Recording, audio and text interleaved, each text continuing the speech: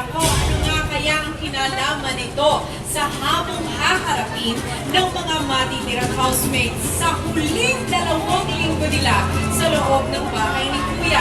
Kaya naman huwag na huwag kayong bibitiw dahil mas titindi pa ang mga kaganapan. Hindi ba, Alex?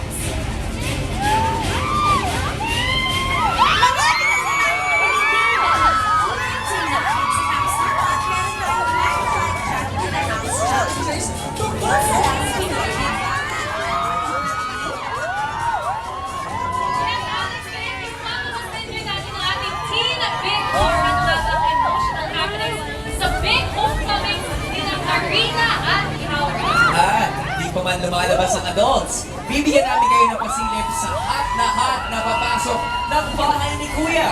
Ang second summerific batch of teens. Wow, exciting! Kaya ano pang hinihintay nyo maki-join at comment na sa PBB Online World? Just use the hashtag for tonight, PBB 8 Batch 2 7th Eviction. At mga kapamilya, sa puntong ito, kumanda na kayo sa sunod-sunod na eksklosibong revelasyon ngayong gabi. Yan, sa latest set of nominees. Ayan na!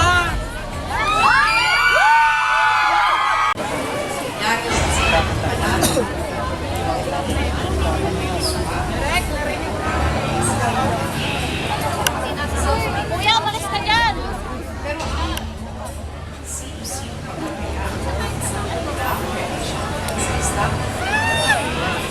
Dahil ang bilang ng nalangganin nila palabas ng bahay ni Kuya ay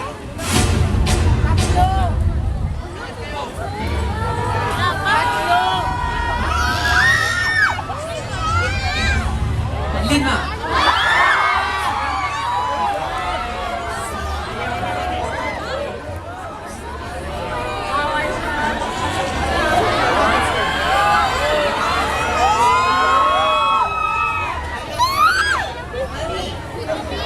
Yes. Sa inyong dalawa, ang bilang ng nominado ay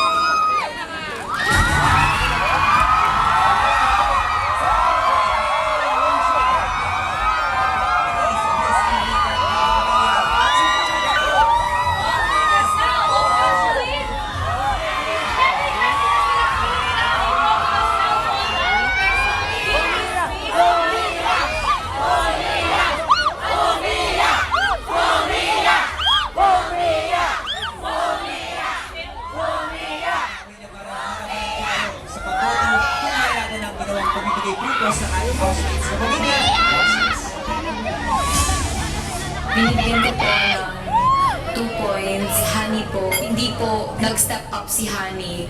Tinolerate niya po yung lilig po ni Kim. 1 point si Kuya Yam Yam din po. Kuya, hindi po siya nag-focus sa kung ano yung gusto niya. Ang 2 points si Honey, Kuya, dahil nakikita po yung pagkadismaya sa mukha niya during ng rehearsals po. 1 point si Thea, Kuya. Feeling ko hindi pa rin po kami nakakapag-open up sa isa't isa po, Kuya. 2 points is Kuya Yam Yam po. He was very quiet po and parang oo na lang siya ng oo sa sinasabi ni Kim. 1 point, si Lu, hindi siya naging totoo sa sinasabi niya kay Camille. Sabi niya yung sinasabi niya sa mga nanonood niya or kung ano yung gusto niya ipakita kay Camille. So 2 points to Blue.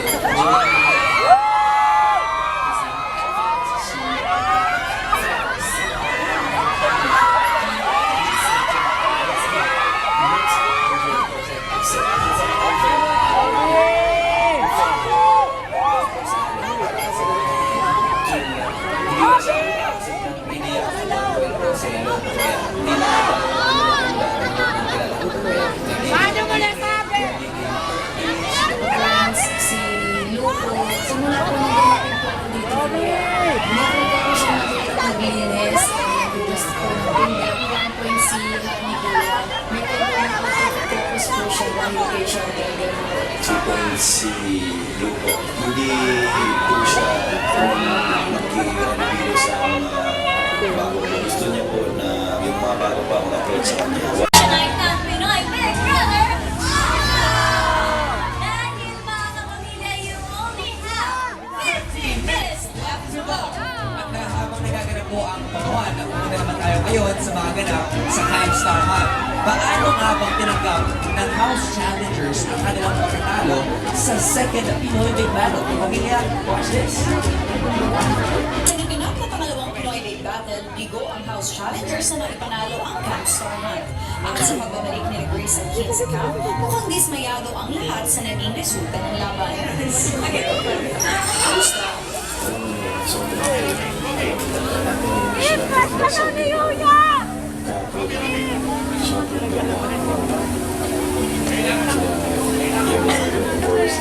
Pagdating sa stage, sinira ko lahat. Perfect yung rehearsal namin, lahat perfect. Sinira ko lahat. Hindi ko sinalo. Hindi ko sinabayan. Sa totoo lang po, nakakalito ko talaga. Dahil alam ko mali yung pamamaraan. Tapos tama yung hangarin. Hindi ko alam kung saan ako lulugar.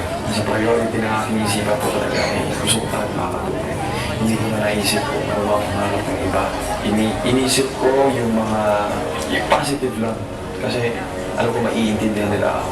Doon talaga ako nag-decide for the kids, for the kids, for the kids. And I told Grace, Grace, it's your turn.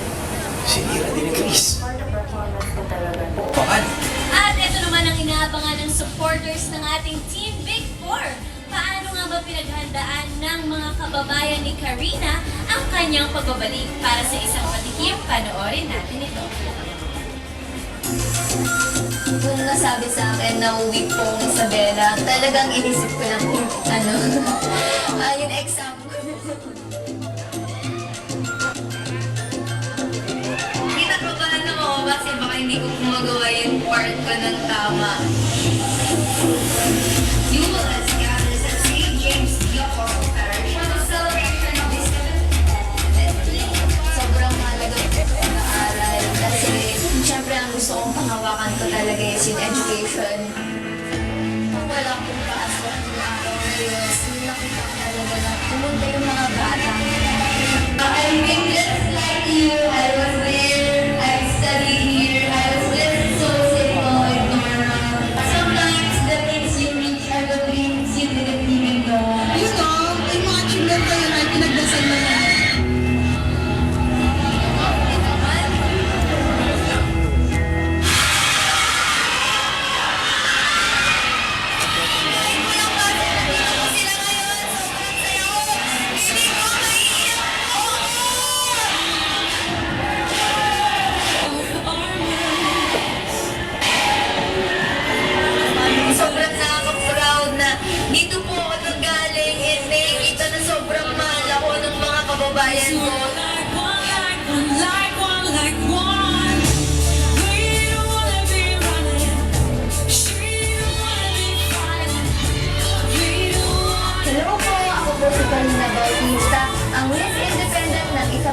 At ito po ang aking hometown.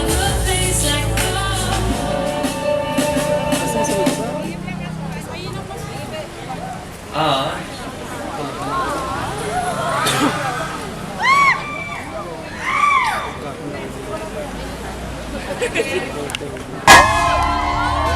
Makakatuwa ng full episode ng The Big Homecoming ni Kauri at Karina sa ABS-CBN Entertainment YouTube channel. Noon na mga kapamilyang oy! Yes! Pero ngayon, tutukan muna natin ang nagaganap na botohan. Lalo pat we are down to our last 10 seconds left to go!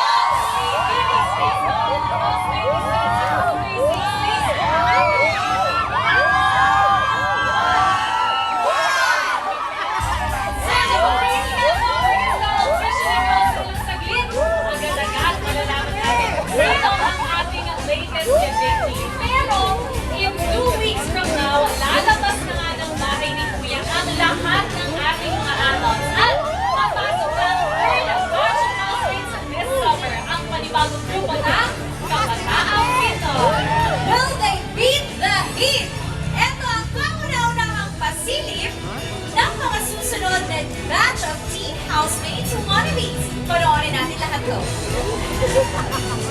Ngayong tag-araw, isang kapanapanabik na summer vibe ang naghihintay dahil makikilala na at makaka-hangout ang mga panibagong kabataang Pinoy na siguradong magbibigay sigla at saya ngayong summer. Sabay-sabay natin sa lubungin ang makukulay nilang kwento dito sa Pinoy Big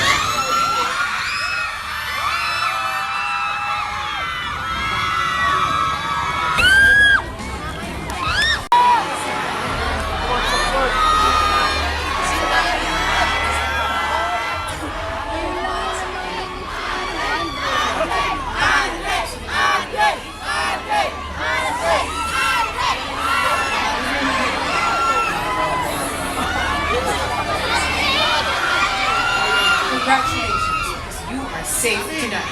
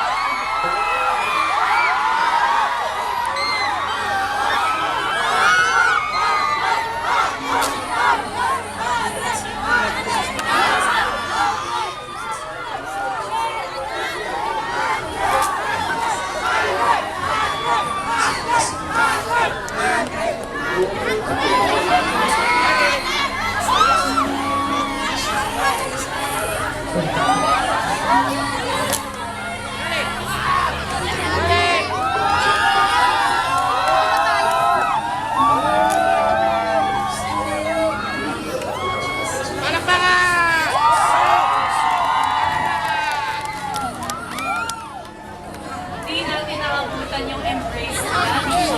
Pero paano nga nung napalabas ng bahay?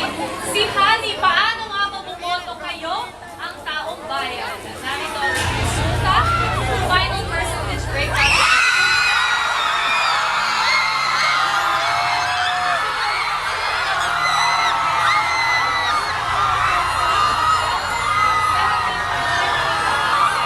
At pinakamatas, si Maluan Andre, 25%, si Yu 47. Naku, hindi tayo na pwede makampante lang. Tamang oras sa botohan. Kaya naman ewan, kaya natin ang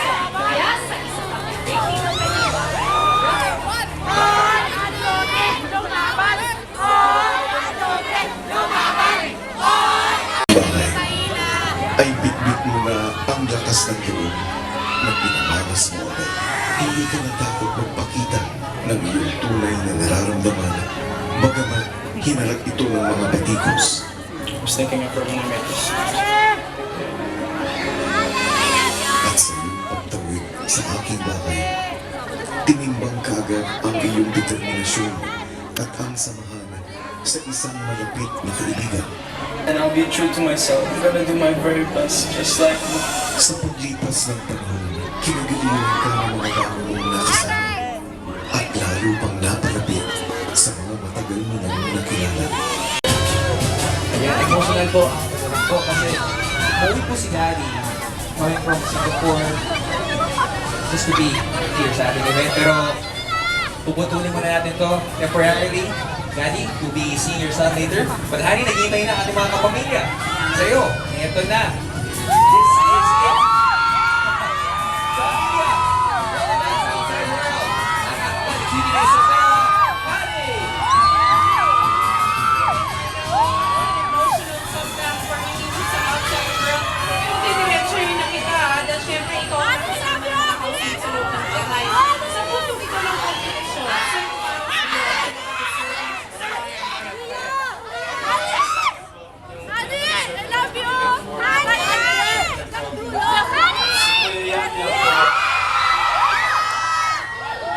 bakit?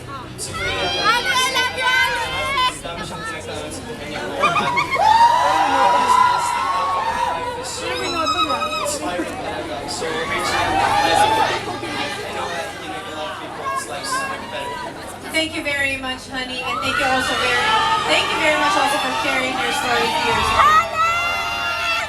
Thank you. Okay. Habang sinasamahan ka ni Robbie, eto muna mga kapamilya, ang biggest announcement natin for tonight. Sa huling 2 linggo ng Adult Housemate sa bahay, ay may matindi pang pasabog si Kuya. At sa oras na ito, Kim and Alex, maaari niyo bang galhin ang malaking pasabog ni Kuya? Ayan ang misteryosong pedestal. Okay. Ang nakapatong sa misteryosong pedestal na to ay... Yes. As you can see, it is a golden box. At ang laman naman po ng golden box na ito, yung ipapakita namin sa inyo, ito po ay isang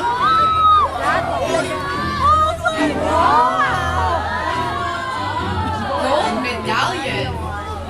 Alam niyo po ba ang ibig sabihin yan? Dahil sa pagtatapos ng linggong ito, ang medalyong ito ay magiging pag-aari ng first adult housemate na kabilang sa Big Four!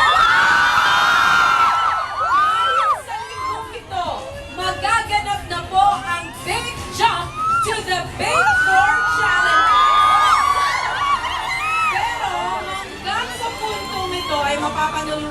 sa puntong mapanalunan ng medallion, ikakandado muna natin ang gold medallion na ito sa ating golden box. Okay. Sure, yes. Pero ano nga kaya ang big jump challenges na pagdadaanan ng ating mga housemates para nakuha ang medalyon na yan? At paano ma-involve ang house challengers sa very important task na ito? Pero maliban sa tensyon, marami ding happy happenings this coming week!